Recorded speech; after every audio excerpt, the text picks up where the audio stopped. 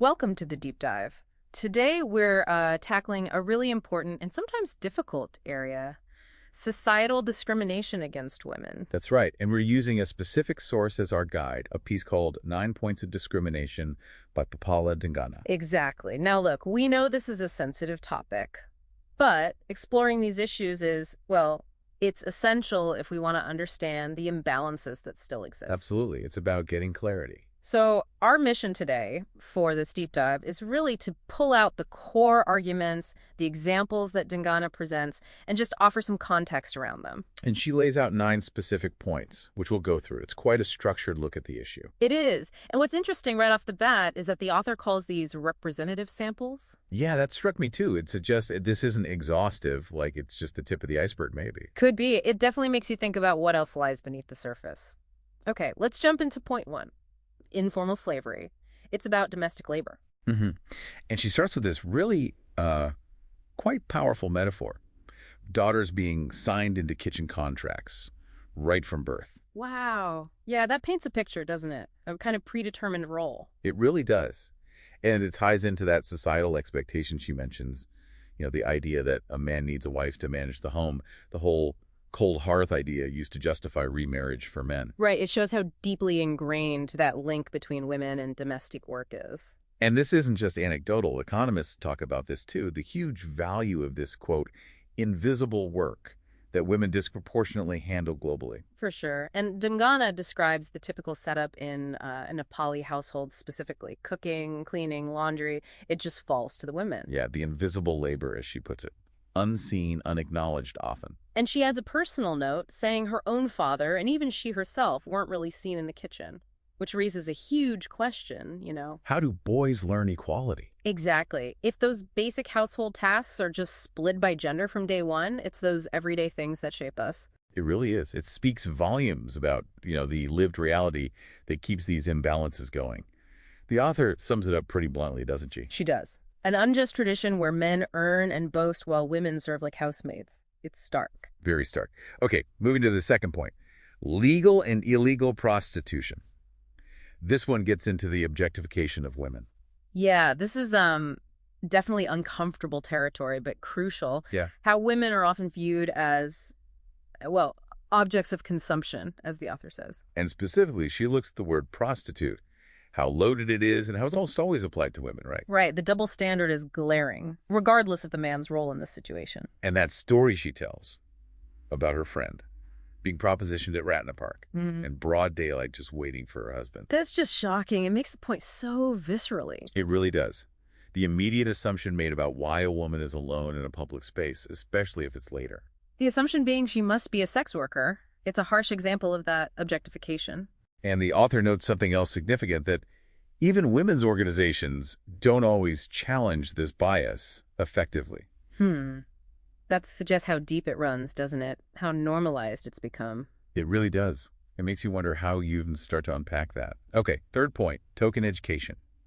Unequal opportunities. Yeah, this hits close to home for many, I think, how families sometimes invest differently in educating sons versus daughters. The author links it to parental worry about the future, which sadly leads to these tangible differences like sending sons to private, maybe better schools. And daughters to cheaper ones, even differences in the food they're giving, she mentions. It's quite sobering.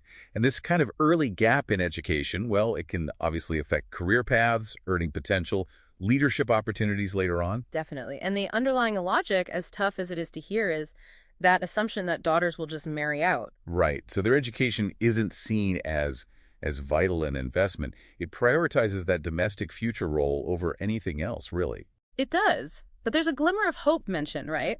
A new generation pushing for equality here. Yes, the author does note that, which is, really important, a sign of potential change. Absolutely needed.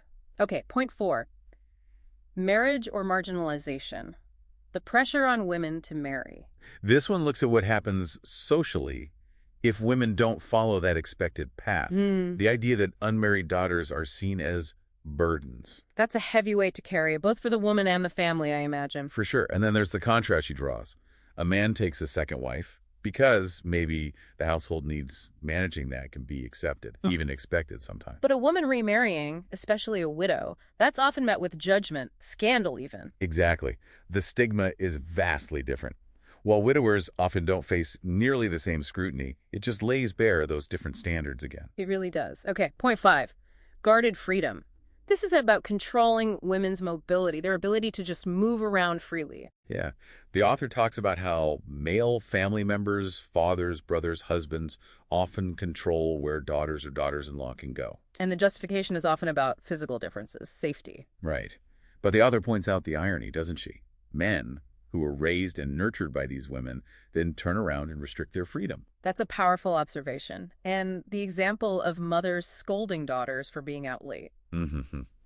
Prioritizing what society thinks over trusting their own child.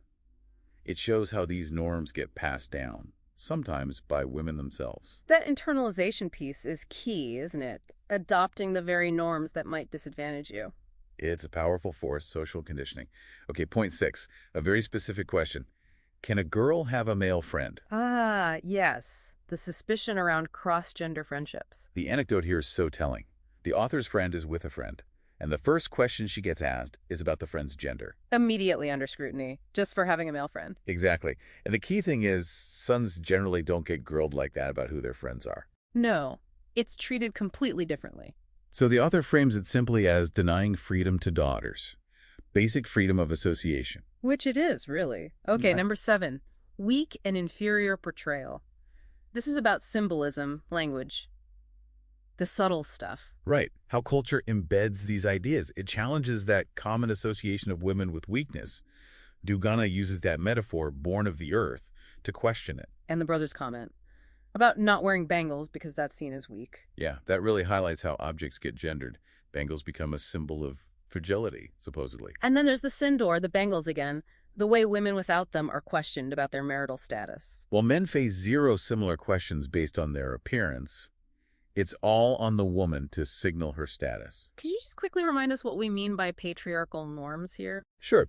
So, patriarchal norms are basically those systems in society where men tend to hold the primary power in politics, family. Text. Those norms dictate that a woman's marital status is a really key public identifier, symbolized by things like sin door or bangles. Men's status, not visually policed in the same way. Got it. That helps. And the author includes that conversation with the elderly woman. Right, suggesting children are the real proof of fidelity, not sin door.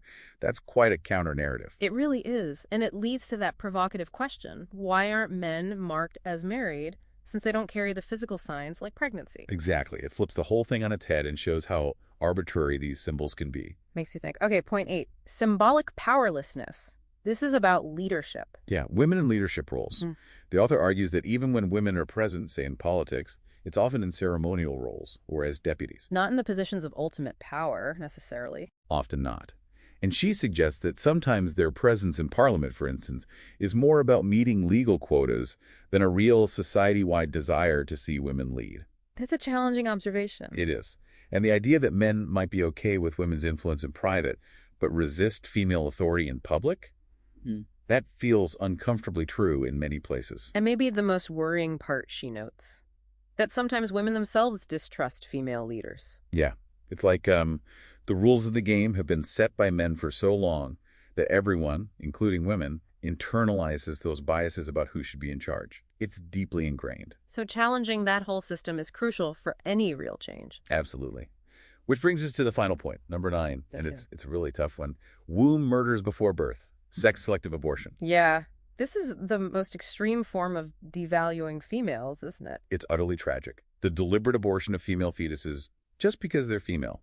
And as the author points out, often with little to no accountability. And the complicity aspect she raises, that women themselves participate, often because of immense patriarchal pressure, that preference for sons. It's heartbreaking. It shows the terrible power of internalized discrimination, how deep it can cut. A truly devastating reality. And the author concludes, rightly, that ending this is absolutely fundamental for women to even begin to live with dignity. It's a very heavy note to end on, looking at these 9 points. It really is. So Yeah. just to kind of pull it together, these 9 points from Dhungana, they paint this really comprehensive and frankly disturbing picture. We've seen unequal roles at home, The objectification in public life, those limited educational opportunities, the pressure around marriage, the control over freedom and friendships, the negative portrayals in culture, the symbolic powerlessness in leadership. and ending with that horrific practice of sex-selective abortion. It covers so much ground. And remember, she frames these as representative examples, implying there's more beyond these 9. Right. So the question for you listening is, how might these dynamics, maybe in different forms, maybe more subtle, show up in your own society, in your community? Yeah, what assumptions are just sort of floating around in our daily lives that maybe prop up some of these imbalances, perhaps without us even realizing it? That really is the key thing to take away, isn't it? Okay, so maybe one final thought to leave you with, something to chew on. It's a bit provocative. Go for it. Given how deep all this seems to run, in structures and beliefs everywhere, what single fundamental shift in thinking, if we could somehow achieve it, do you think would make the biggest difference? What change would create the most significant ripple effect for genuine gender equality? That's a big question. It is. There's no easy answer, obviously. The causes are complex. The solutions probably are too. But just thinking about that core shift, it might lead somewhere interesting. Definitely something to ponder. Indeed. Well, thank you for taking this deep dive with us today.